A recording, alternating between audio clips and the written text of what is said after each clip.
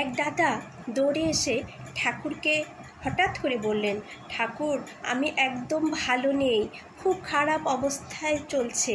জ্যোতিষীর কাছে গিয়েছিলাম, তিনি আমার কোষ্ঠী বিচার করে বলেছেন আমার নাকি কোনো গ্রহই ভালো নয়।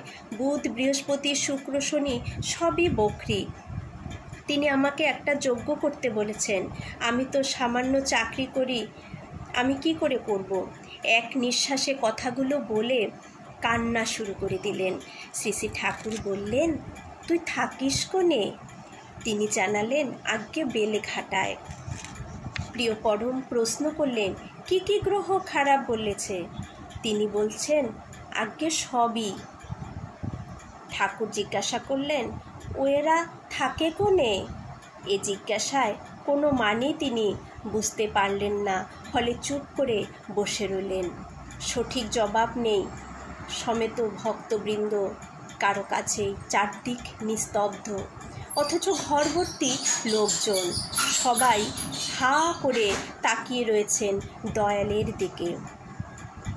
ঠাকুর বললেন, তুই যেসব গ্রহের খারাপের কথা কলি, ওরা সব থাকে কনে?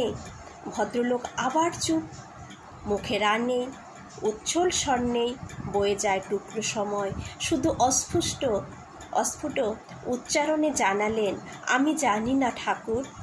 তখন হাতখানি উঠিয়ে চাপার কলির মতো আঙ্গুলগুলি নেড়ে দয়াল বলে উঠলেন, দূর শালা, সকলেই বাস করে পরম পিতার রাজত্বে, মানে সবাই বাস করে পরম পিতার রাজত্বে। তুই দীক্ষা নিচ্ছিস?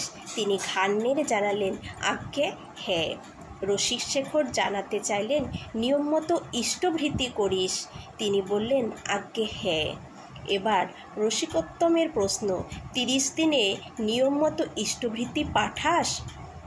এবার এই ভদ্রলোক মাথাটা নিচু করে ফেললেন, কোনো জবাব দিলেন না তিনি। দয়াল বুঝলেন সবটুকুই, বললেন, 30 দিনের নিয়ম মতো ইষ্টভৃতি পাঠাস, ভালো করে নাম ধ্যান কর, সদাচারে চল।